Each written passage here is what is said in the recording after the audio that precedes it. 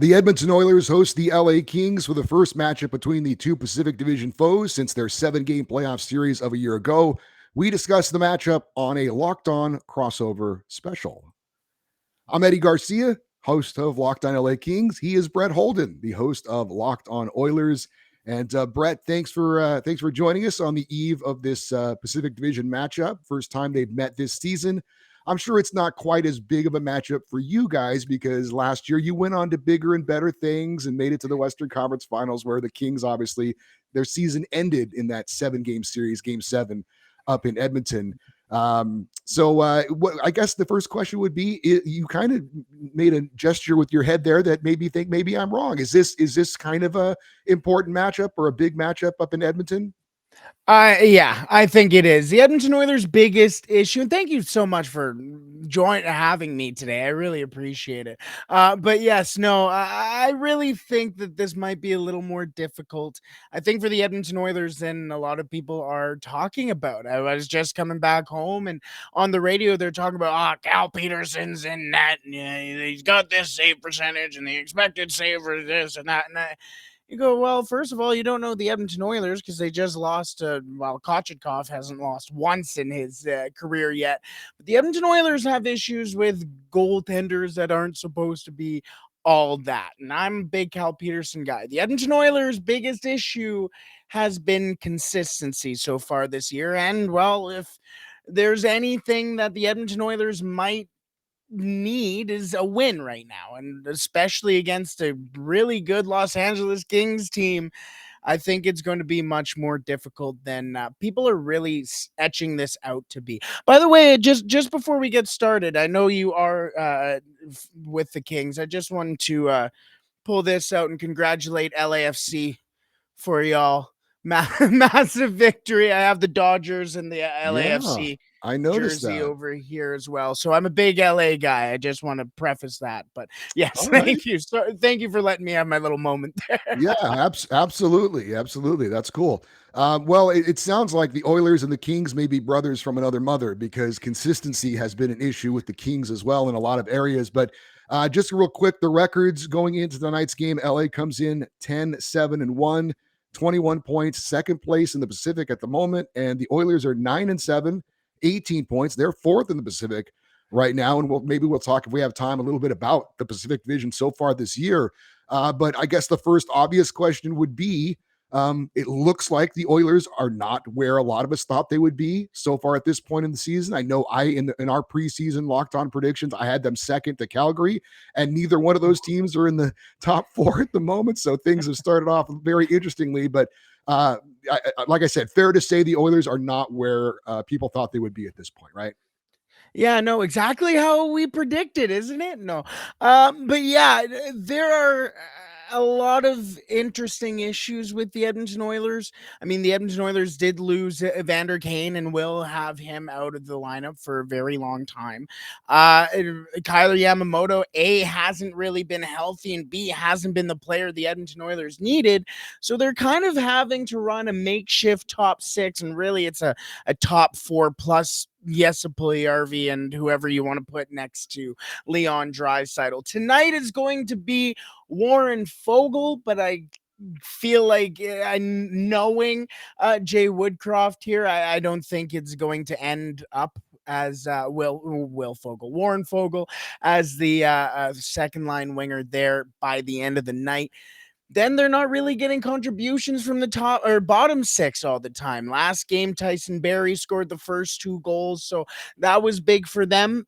And the big win against the Florida Panthers, Connor McDavid and Leon Draisaitl only got 1 point in Hmm. that game. So they can do it, but there's just too many real issues, really, that make Edmonton Oilers fans sit there and go, yeah, the Edmonton Oilers are going to win this game for sure. So I guess just judging by some of what you said and looking at the stats, Connor McDavid and Leon Draisaitl are doing what you expect them to do. They're pulling their end of the bargain. The rest of the guys need to step up and support them because even as great as those two guys are, this is hockey and it's not a two-man game, right? Mm-hmm. 100%, 100%. And I constantly hear people going, well, why is Ryan Nugent Hopkins playing next to Connor McDavid? Why is Jesse Puljujärvi playing next to Connor McDavid? The interesting thing is that Leon and Connor supposedly asked management to keep Jesse Puljujärvi, that they want him to be on the team and they enjoy actually playing with him. That's all nice and everything, but you gotta produce. And that is the big, like you said, Connor and Leon are doing what everybody expects them to do. At the start of the season, Ryan Nugent Hopkins had more goals than Leon Draisaitl at one point. Ryan McLeod was tied with Leon Draisaitl with goals. Now we're 16 games into the season, and the Edmonton Oilers are starting to look like the Edmonton Oilers with Connor McDavid and Leon Draisaitl. It's I should say the depth is starting to look like what it normally does. And heading into this season, that was the big thing. You got Evander Kane here. You got all these great guys. And Holloway's going to burst into the lineup, and you've gotten none of it yet. And that is the big thing. I think Jay Woodcroft has to figure out how to get the most out of the players not named Connor McDavid or Leon Draisaitl.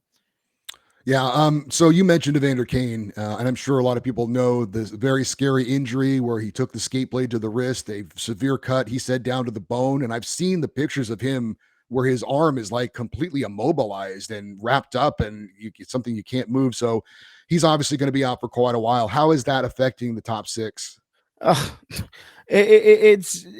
take your bets on who's going to play with Leon Draisaitl, and it really ruins the consistency of the top six.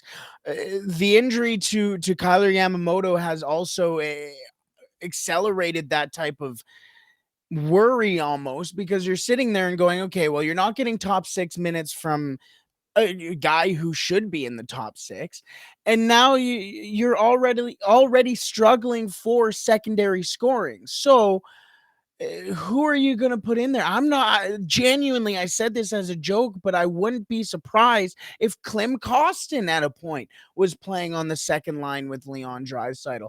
That is the issue that this comes into. And that going into the season, again, everybody was talking about the depth, and even coming out of the preseason, guys like James Hamblin, Luke Esposito, Tyler Benson finally looked like he was getting into his groove in the NHL, and then he got injured again. So it has really had a ripple effect on who's not only playing in the top six, but also who's playing in the bottom six. And now Dylan Holloway is lining up in the fourth line when everybody thought he was going to be playing in the top six and really contributing. Guys playing 6 minutes a game.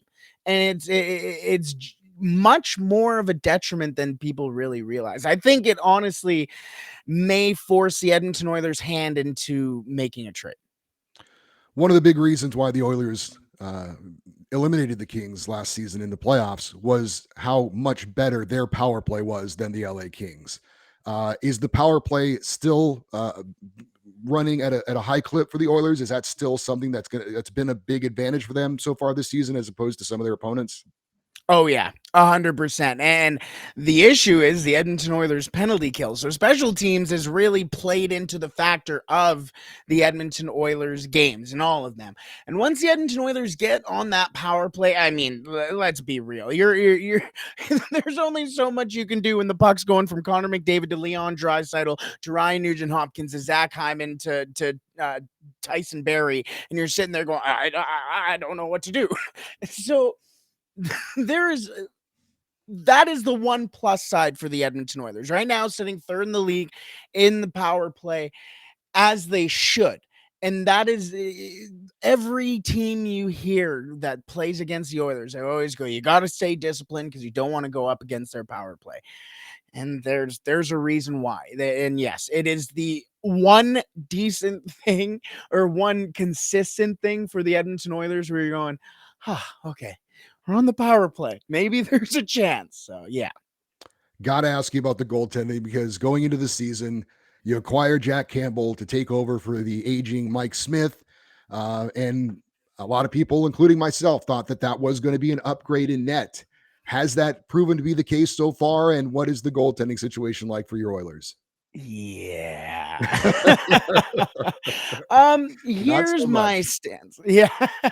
My stance on it, or how I feel about the Edmonton Oilers goaltending, is that more specifically with Jack Campbell, I think Jack Campbell, the numbers are maybe leading a little astray. I'm not going to say they're lying because numbers don't lie.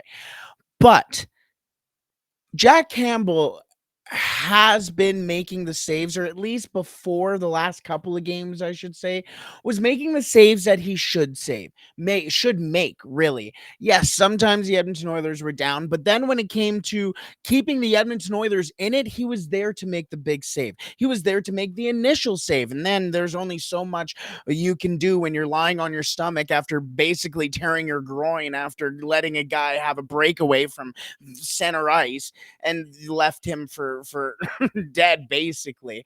Um, and that's how I kind of feel with Jack Campbell before the last couple of games. Now, especially against Carolina, oh my goodness, I genuinely think there is something wrong with the stringing of that man's glove.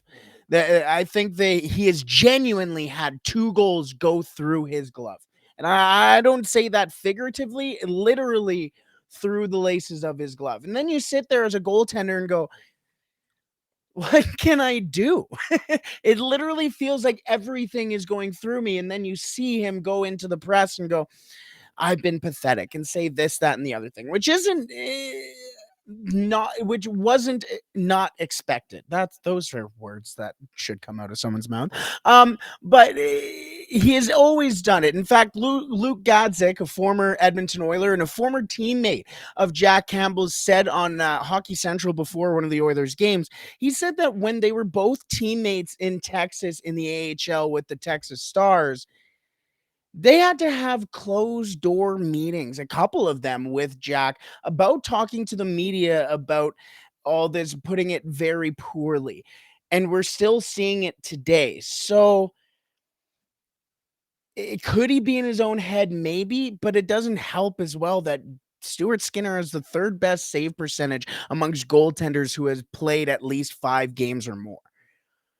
It doesn't help. But right now, to be honest with you, Stuart Skinner's getting the start tonight, and I think rightfully so. Well, we've talked about the forwards, we've talked about the special teams, we talked about the goaltending. I guess the obvious final question would be about the defense. It's kind of always been, from the outside looking in, the biggest point of contention with the Oilers. We know they have enough offense, but can they keep the other team from scoring as many goals as well? So defensively, how have the Oilers looked so far this year? Spoiler alert, not great. Not great. You know what? At times I sat there and went, you know what? Cody Cece's our most stable defenseman. Well, in the last couple of games, not so much. It has been the guy that everybody loves to hate, Darnell Nurse, who has been the most stable defenseman for the Oilers. Heck, if he can play goalie, I'm behind it. But even in a game against, I forget which game it was, but the Edmonton Oilers were up late 3-2 against a very good team in a game that they needed to win, and Darnell Nurse wasn't on the ice. In fact, it was against Washington, and that is when Warren Fogle got the game-winning block and won the game for the Oilers. He also scored the game winner, but that's okay. The Edmonton Oilers defense has been, I think really it speaks to the season that the Oilers have had, has been inconsistent. Ryan Murray, first game of the year, he looked like a second overall draft pick. And then ever since then, he has been anything but. Marcus Niemelainen is starting to figure it out here, but the key word is starting to. He's had some lapses. In fact, the game against the New Jersey Devils, where the Oilers allowed 2 goals in 7 seconds, how that's possible, I don't even know. It was him who misread Bratt and let him come in from the blue line all the way through. Brett Kulak has been very off and on, not been the defenseman that everybody expected him to be from the trade and from re-signing him as well. Evan Bouchard is missing, and I never thought I'd say this in my life, is missing Duncan Keith so bad. so bad. I don't understand what has happened with Evan Bouchard. And it may sound a little over the top, but it almost seems like all of a sudden he's not ready anymore. And you go, well, you were supposed to be the guy who was going to take the reins of the power play quarterback and this big offensive guy from Tyson Berry, because the Edmonton Oilers are going to trade Tyson Berry at some point.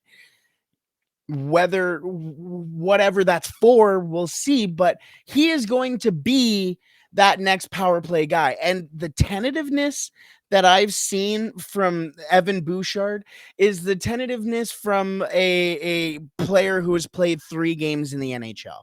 I'm very concerned about Evan Bouchard, and that kind of goes for the rest of the defense, really. All right, so we're going to pass the puck over to Brett in a second, let him fire some shots away at me. But first, I need to let you know that today's episode is brought to you by Built Bar. You got to try the new reimagined Built Bar flavors: cookie dough topper, coconut brownie bar, coconut brownie topper, and white chocolate peppermint granola. If you haven't tried Built Bars before, they're literally the best tasting protein bars ever built. They are revolutionizing nutrition. Excuse me. Oh, One of man, those days. I told you the voice was not doing too good today. I've been battling something, you guys, so I apologize for that. I apologize to our friends at Built Bar as well. Built Bar is revolutionizing nutrition as we know it, with 100% real chocolate, 17 grams of protein, and just 130 calories. You're probably wondering which flavor is the best. Well, try a mixed box and get all 5 flavors and figure it out for yourself. Get 15% off your order right now by using the code LOCKEDON15 at built.com. Again, got to try these delicious Built Bars. They're amazing. Go to built.com, use LOCKEDON15, get 15% off of your purchase.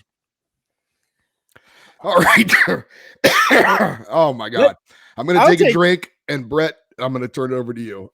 Yes, no, it's all good. I have a bunch of interesting questions for you. I'm doing so well, Brett. I was doing so well. And all of a sudden, my throat was like, hey, man, I need to say something. So anyway. I'm right here. Don't forget about me. No, you're all good. You're all good. Hey, it's that time of the year. You're all good.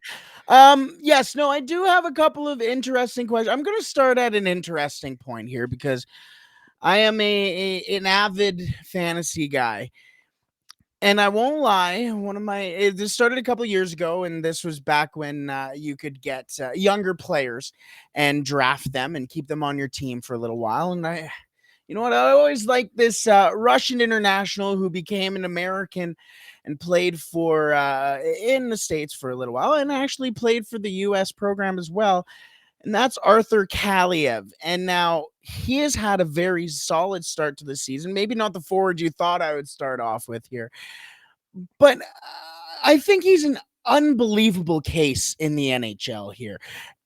The guy has a shot like nobody else in this league and really is a very solid player. I mean, he crunched Connor McDavid off the puck. Don't want to talk about it. But he has a lot of things here. I'm taking a look at the lines and I'm shocked to see him currently on the 4th line right now. How much can people read into that? And especially considering is he even on the first power play unit as well? Or is this the second? He is the main weapon on the second power play unit. They try and run things through him at that right point shot and let him, as you said, it's no secret he has one of the better shots in the NHL. So that's where he's gotten a few of his goals. The power play, if you ask me about it, I'm sure you will, has been an issue for the Kings again this year. But he has been one of the bright spots. And certainly, again, on that second power play unit, if you're watching the game, they're looking to set him up for that shot. He does have a great shot, and we all know it. And he's gotten to the point where he's so comfortable as an NHLer now. He understands that he needs to shoot more. Don't defer. You're a weapon. Use it. It is interesting him on the 4th line because before the emergence of Gabe Velarde, we thought Arthur Kaliev would be a guy who early in the season would fill in for Victor Arvidsson, who was coming off back surgery. But he's been on the 3rd, 4th line because, who's he? Victor Arvidsson's on the 2nd line. You've got Adrian Kempe on the 1st line. Gabe Velarde is also, stepped up as well.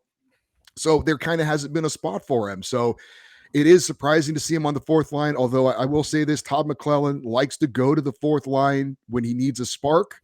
So they get a few more minutes than maybe your typical 4th line does. But yeah, it is surprising to see a guy with that kind of a shot on the fourth line. But he is, like I said, the main weapon on that second power play unit. So that's where they're kind of looking to utilize that shot as much as possible. Good, good. No, and I've always loved Kaliev. I think he's a phenomenal talent here. You mentioned who I wanted to bring up next, and that's Gabriel Velarde. What a start to the season for Gabriel Velarde this year. 10 goals, 5 assists, 15 points in 18 games. Not at all, I think, the start to the season that anybody but maybe Gabriel Velarde's mother may have predicted for him here. What has it been like seeing Gabriel Velarde play this year, and especially the rise of Gabriel Velarde this year? It's been so fun and so surprising because he was a guy who they signed him to a 1 year deal in the offseason, basically kind of a prove it deal. It's funny as fans, we see guys who are first round picks and we expect them to be immediate impact players a lot of times. And sometimes it takes time. We saw that with Adrian Kempe. It took him a year or two longer than a lot of fans wanted it to. And it looks like that's the same case for Gabe Velarde. I hope Kings fans will keep that in mind when they start to criticize Quentin Byfield. It takes a little longer sometimes for guys, but once they get it, then they start to show the talent that made them first round picks. So Gabe Velarde came into this season. Like I said, I really think everybody knew it was a make or break it season for him. And for him to come in and surprisingly in that situation to, it seems like take a deep breath, relax, understand that, okay, he's had a little time to transition from center to wing now. He's coming in, even though he should have a ton of pressure on him, it almost looks like he's more relaxed and he's just letting his game go and letting his talent show. And they said in the offseason, he really, kind of took a step back and evaluated, and he was a guy that put a ton of pressure on himself. And it's interesting, and I'm sure he would tell you this. Sometimes you have to take a step back, take a deep breath, and just say, "I'm going to play. I'm not going to worry about anything else, and just I know how good I can be. Just go out there and do it." And he's had so much confidence.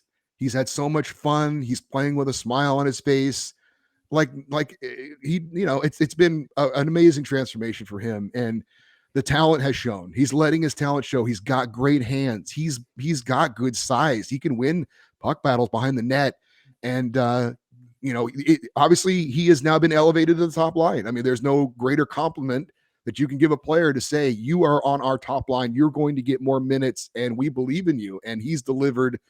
He's gone a little bit cold of late, but there was no way he was going to stay on that pace where he was on. I think he was on pace for like 50 goals or something early on. That's ridiculous. But I would say at this point, he's looks like a solid 30 goal scorer this year. And if you would have said, hey, Kings fans, what would you think about Gabe Velarde scoring 30 this year? We would all be out of our minds thinking, are you kidding me? But no, it's been a great thing to see. It's so much fun to see him playing with the confidence that he is. And it's just awesome to see him kind of blossom into the player we thought he could be. Yeah, and I just brought up here my mock draft from the 2017 draft here. I had Gabriel Velarde going in the Cale Makar spot. Mm-hmm. And that is really, I think that's an attribute to his skill. I mean, I remember the day of the draft, there were whispers of people going, could Velarde be going first overall? Is this the guy? I mean, he ended up going 13th overall, if I'm not mistaken here. But I had him going ahead of guys like Casey Middlestat, obviously Cale Makar. I was eating my words there, but I did know his skill. Nick Suzuki, Elias Pettersson. I mean, this is a guy who had a lot of pedigree coming into the NHL, and I'm really pumped to see him really start to figure it out here. I want to now move to the defense, and of course, in the series between the Edmonton Oilers and the Los Angeles Kings, the Kings were missing a very vital piece to their defenseman, and that is future Hall of Famer Drew Doughty. How much has his presence this year really helped out the young defensive core? I mean, guys like Sean Dursey, Roy, Mikey Anderson, which right now is his defensive partner. Brant Clark has been thrown into the lineup here and there as well. So how important is he to this young defensive core? I mean, he's very important. He and Alex Edler are the two old guys, obviously, back on defense. But It's the team defense has really been an issue for the Kings so far this year. Starting the year off, playing allowing 6 goals against Minnesota, allowing 5-6 goals against Pittsburgh, and there were a lot of lapses defensively. And the Kings have been dealing with that. They had a really poor defensive game in their last game against Calgary. It's great to have Drew back. I think he's invaluable as far as, his leadership. Now that Dustin Brown is retired, he's taken on a bigger role with that. He is still one of the leading players in the NHL as far as time on ice. He's running the first power play unit. So it's great to have him back. I don't know, to be totally honest, if it's as big and as impactful as a lot of us thought it would be because of the issues we're having defensively. But I think overall, yes, we're glad to have him back. He's he's a fan favorite. The enthusiasm he plays with and just what he brings to the ice, I think, is still a big asset for the Kings. But yeah, if you're the Oilers, you see the defense. The Kings have been playing team defense. By the way, it's not just about the blue liners; it's about everyone. There have been some major lapses this year for the Kings. There have been some times where they have allowed, like against Calgary, kind of a microcosm of the season defensively. They allowed 4 first period goals, and all those goals were grade A chances, 2-on-1s, guys in the slot not being covered. Jonathan Quick had no chance. And if you see that game, you're like, Quick allowed 6 goals. He stinks. It wasn't the case. He actually played really well, but he got no support from his defense. And we've seen that happen probably 4 or 5 times this year. And then they've had games where they've held good teams like Tampa Bay and Toronto to a goal. And you're like, what? Well, okay, wait. We clearly we can do it, but why is the consistency not there? And we don't have an answer for that yet. If that gets figured out with the way the Kings have improved offensively this year, I think they could be a pretty solid team, and be a playoff team. But these lapses, and a 7-game series, it's about who's the more consistent team over 7 games. And right now, I don't have a lot of confidence that the Kings, if you play a 7-game series, that they're going to be the more consistent team. So again, it sounds like the Oilers and the Kings have a lot in common with the consistency defensively. But the one thing that again seems to be the clear thing in favor of Edmonton is the power play, because the Kings power play is still not good enough at all. So the more things change, the more things stay the same, it looks like, for the LA Kings this year. 2 more quick questions for you, and you kind of took a lot of the words out of my mouth here, but again, Jonathan Quick started that game against the Calgary Flames, 4 goals in the first period, and if I'm not mistaken, I remember watching that game, it was 6-5 final. Yeah, that's right. Yeah. Right. Yeah. And I remember after the end of the first period, they were talking on the panel here, talking about does Cal Peterson come in and stuff like that. Cal Peterson gets a start against the Oilers tonight. At least he was the first goaltender off at practice today. How do you feel with the goaltending tandem? How do you feel with Cal Peterson in general? I know a lot of people go, and it's difficult because people always have to preface, because people don't understand when you go, oh, he's the next Jonathan Quick. People go, oh, he's not Jonathan Quick. He's learning. He's basically being groomed to be the next Jonathan Quick. Now, there you go.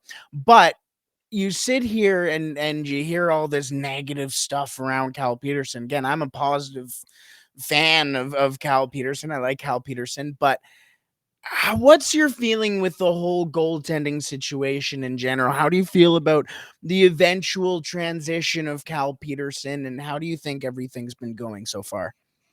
Going into the season, it was the biggest question mark I had for the Kings, and it has not been answered so far. Jonathan Quick is the guy, but he can't start 60 games. No, that can't happen, because at the end of the year, he's going to be worn out and he's going to be tired. And, you want your number 1 goalie to be ready to go for the start of the playoffs. So Cal Peterson, 2 years in a row now, he has been looked upon to be someone to take that next step to show that he can eventually be a number 1 goalie. Hasn't happened. He has not been consistent enough. His performances have been spotty. He's not gotten the support that he needs as well. But bottom line is, do I feel confident Cal Peterson is the goalie of the future for the Kings? I do not. He's still signed for 2 more years at $5 million a year. He's going to be paid like a number one goalie. And right now, he's clearly not close to being a number one goalie. So the Kings are hoping that sooner rather than later he can get on track because they want him to start some more games and help Jonathan Quick, pull the rope. But so far it hasn't happened. And I would have to say at this point, looking at the resume of GM Rob Blake, this has been the biggest misstep so far in investing in Cal Peterson, thinking he was the guy that was going to take over sooner rather than later. And right now, he's not ready to take over. So it's Jonathan Quick, but they hope Cal can find his game at some point because they need him to carry some of the load down the stretch. I am looking at the goaltending prospects from the Los Angeles Kings right now. Phoenix Copley, shout out Phoenix Copley, and son of Edmonton Oilers legend Jussi Juho Markkinen. So thanks for that. Thank you for employing him with an 890 save percentage so far right now. But we all know young goaltenders and in other leagues and save percentages don't always coincide. My final question here, I'm going to go back up to the forwards. And Kevin Fiala, that was a massive addition for the Kings this offseason. I love Kevin Fiala. I think he is one of the more underrated players this year. How has he been so far for the LA Kings? He's been very good. He has every once in a while he'll take a bad penalty, but it's something you can live with because of his skill. It is interesting that he started off on the top line with Anze Kopitar and Adrian Kempe, and the emergence of Gabe Velarde has knocked him down to the third line. And you might see that and be like, oh, you're paying $7 million for a third line winger. Of course, the flip side is we're paying $1 million for a top line winger in Gabe Velarde, if you want to look at it that way. But he's actually, when he's being moved down to the third line, has actually shown his game to take off at that point. I don't know if it was a fact of maybe he was deferring more, playing with Kopitar and Kempe, felt like he needed to be a little bit more of a distributor. Now that he's on the third line, he probably feels like, hey, I'm clearly the main guy on this third line, and I'm going to play like it, and he has. So he's actually played very, very well for the Kings. We didn't expect him to be on the third line, but it hasn't hurt the team at all. Matter of fact, it's made them deeper and more difficult to defend. I'm sure if you're a head coach for the Oilers or another team and you're like, who am I going to send out to defend the third line with Kevin Fiala on it? That provides some matchup problems. So Kevin Fiala has been a positive so far. And it is surprising that he's on the third line, but it's worked out very well.